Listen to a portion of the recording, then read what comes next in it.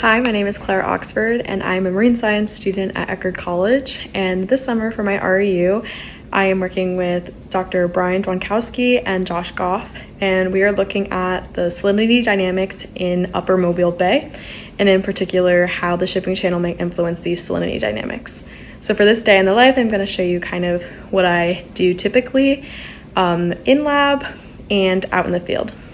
So a typical day for me really consists of working a lot in MATLAB, and what I've been learning is how to input large data sets and being able to extract these data and being able to make plots. And what I've been working on right now is working on extracting the monthly average salinities for two sites that I've been looking at and plotting them and trying to see if there's any differences in the salinity.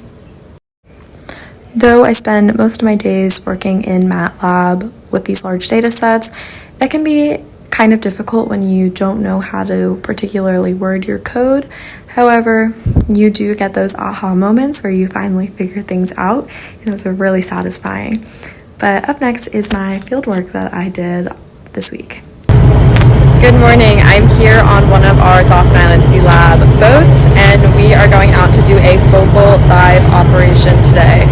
So focal is the fisheries oceanography of coastal Alabama, and what we're essentially doing is our divers are going out and replacing and swapping some of our instruments that are collecting data in the water column.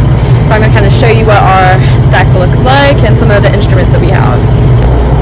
So this is an overview of what our deck looks like and what type of equipment that we have going on.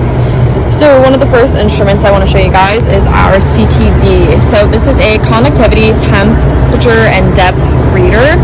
And so the CTDs come in a variety of different sizes, and what it's able to do is you're able to drop it down into the water column, and it can read either the temperature, depth, salinity, and the conductivity at that specific depth in the water. Up next on our deck, we do have our oxygen tanks for our scuba divers that are going to be going down for our dives. We also have a buoy because we are going to be having to locate a cable that has been disconnected from our buoy and being able to replace it.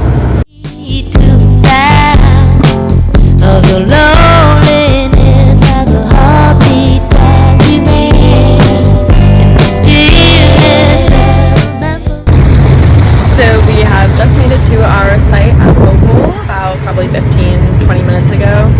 But one of the issues is what we're encountering during this is that the main buoy has detached from the cable that has our instruments on it. So that meant that the boat kind of had to go around and try to find some sort of recognition of where this cable could be. So we did go online, and we have our two divers right now trying to locate this cable to be able to find these instruments and collect the data.